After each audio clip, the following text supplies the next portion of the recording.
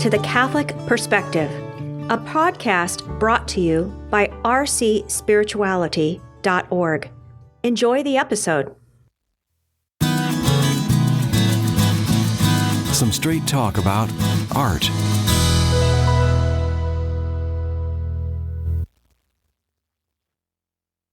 The Colombian Cardinal Dario Castrillon Hoyos, prefect for the Vatican Congregation for the Clergy in the first years of the third millennium, did not grow up a big movie fan.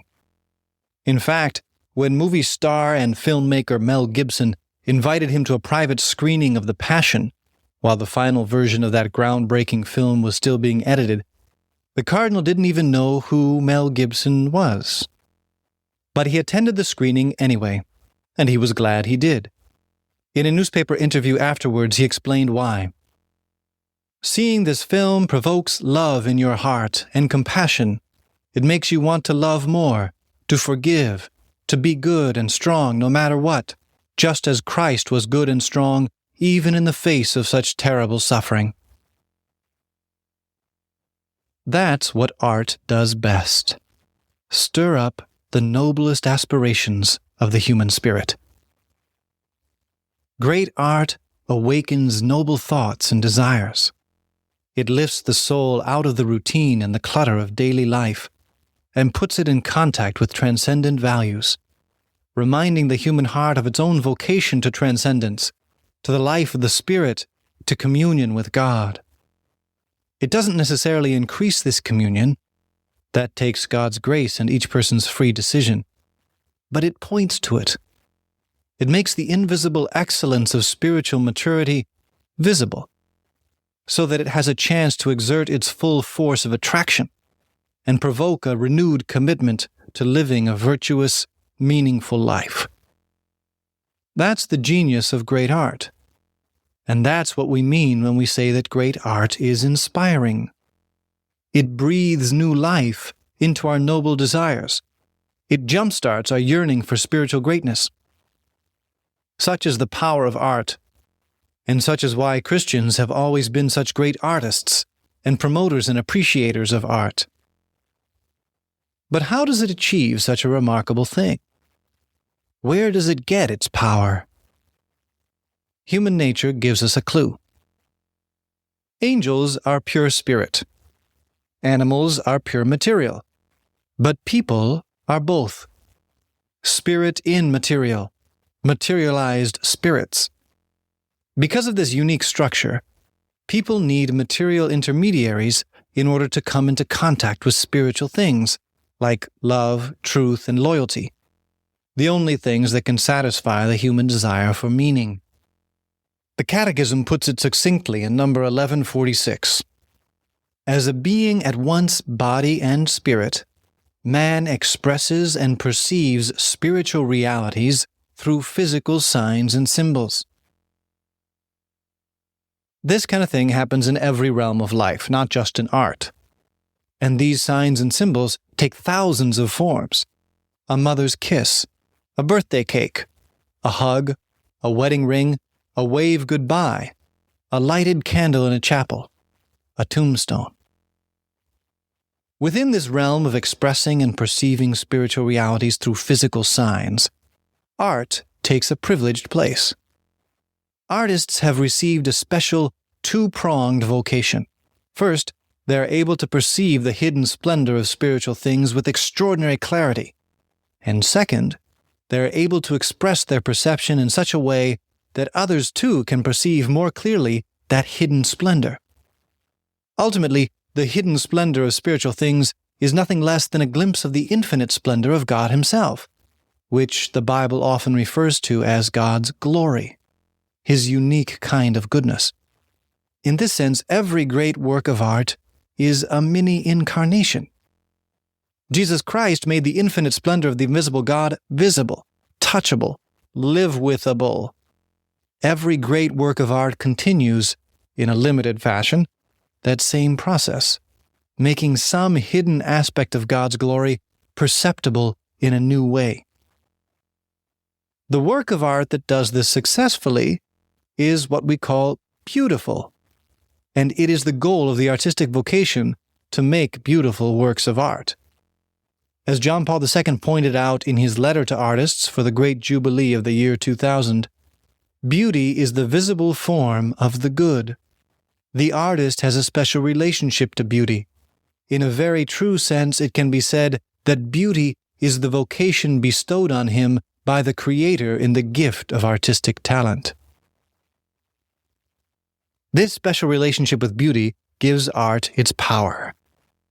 The human soul naturally longs for communion with God, and God is pure, overflowing, infinite goodness. Beauty is that goodness made visible, or hearable, or watchable. Nature makes some of it visible, which is why the Scriptures are so full of references to the wonders of the natural world when it praises and blesses God. It is also why a beautiful sunset can move the human spirit as much as a beautiful song. But since God's goodness is boundless, nature cannot exhaust the possibilities of beauty. Artists take up the baton, using their special gifts of expression, developed through training and hard work, to communicate their privileged vision of God's goodness, although they may not always realize that this is what they are doing. In encountering a great work of art, therefore, the soul comes into contact with its own destiny and is drawn towards the God whom it was made to love, just as the needle of a compass is drawn towards the magnetic North Pole. Thus, great art stimulates all that is great in the human soul. It makes you feel more alive. It fills you with joy at existing, and with hope for an even fuller existence, because it opens a chink in the wall separating time and eternity, and gives you a glimpse into what John Paul II has called the inscrutable secret of human existence, of man's origin and destiny, of the meaning of his life and work, of the greatness of man. Great art is like a love letter scented with God's perfume, a letter from mankind's true homeland. A soldier on the front lines feels his heart burn with new courage and purpose when he holds in his battle-worn hands a letter from his loved ones back home. We too are filled with hope and enthusiasm when a great work of art reminds us that the struggle of life is worthwhile, when it whispers to our soul the secret that we are part of a grand, glorious, and eternally meaningful adventure. Because this experience is linked to sensory perception, however, it can't last very long. The senses are in a constant state of flux. Bodily existence, especially in a fallen world, creates interference with their powers of perception, making intense moments of aesthetic perception fleeting. But for this very same reason, aesthetic sensitivity can be developed. The senses can be trained to perceive beauty more easily and profoundly, increasing one's capacity to appreciate great painting, music, literature, and theater. A class on art appreciation, a bit of reading, a few conversations with someone in the know is enough to get started. Once you find the medium and style that appeals most to you personally, you can mix trips to the sculpture garden or the film festival or the music library into your normal entertainment activities, and you will soon be enjoying and spreading the unique benefits of artistic achievement. There's a danger to watch out for in this process, however: snobbery. Artistic snobs have trained their senses to appreciate beautiful art, but they have forgotten why it's worth appreciating. Instead of letting beauty propel them forward in their project of living a worthwhile life, they have made beauty itself into an idol. The beautiful form has become everything for them. The goodness that it communicates has been forgotten. The world of fine art also faces another danger. Sin has introduced evil and suffering into the human condition. It has alienated man from God, distancing the human heart from the truth.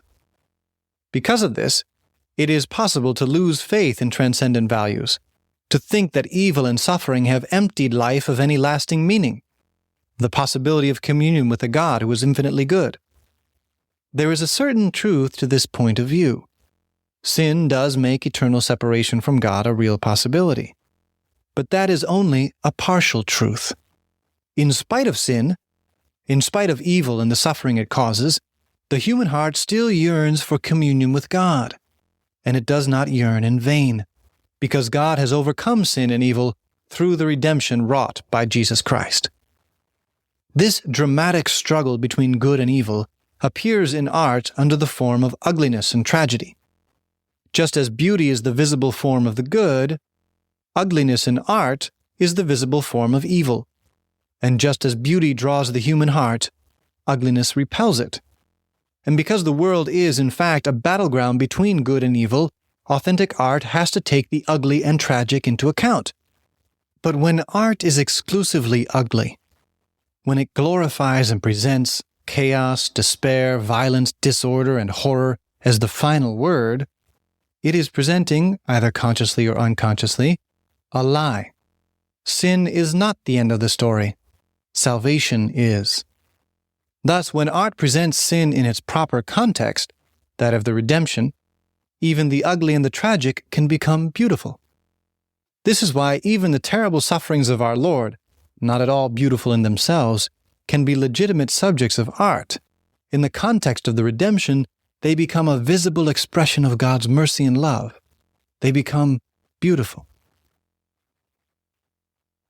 There's also a third danger, beyond snobbery and the cult of ugliness, the danger of false beauty. Instead of stirring up what is noble in the soul and filling it with a desire to give, to love, and to pursue transcendent values, false beauty turns the soul back in on itself, stirring up destructive, selfish passions like lust, greed, and domination. False beauty often appears in advertising, for instance, or in soap operas, or music and music videos that stir up raw passions and exaggerated emotions. There, the creativity of artists and their vocation to beauty is prostituted for merely commercial ends. Works of false beauty don't elevate the soul, they enslave it. They uproot sensual pleasure from its proper place within a balanced and meaningful human life and turn it into a kind of drug, suffocating the noble aspirations of the human heart. Understanding these dangers helps discern good art from bad art. If it stirs up noble desires, if, as Cardinal Castrillon Hoyos said about Mel Gibson's The Passion of the Christ, it makes people want to love more, to be good and strong no matter what, it is good art. Pope John Paul II put the same thought in different terms when he invited artists as well as non-artists to make room in their lives for contemplating and promoting great art, because that contemplation sparks existential enthusiasm, what the Holy Father calls a deep desire to savor life and to dream of the future. If, on the other hand, when you truly come to understand a work of art, and even then it breeds pessimism and makes the heart contract, or if it stirs up selfish, sinful desires, then it is betraying the beauty that it ought to serve. The power of stories, images, and melodies to ennoble or corrupt the human heart is not a new discovery. Already back in the 5th century BC, Socrates used to say that he would prefer to rule over a society's music rather than its laws, since the music would have a bigger impact on the social welfare. Perhaps this same insight inspired Pope John Paul II to make a point of signing his letter to artists on Easter Sunday. In an age jaded by the frenzied pursuit of money, pleasure, and power, authentic spiritual enthusiasm is in short supply. But thanks to the artistic vocation, it is a renewable resource. At least, it is for those who are willing to drop by the museum on their way home from the mall. And that's some straight talk about art.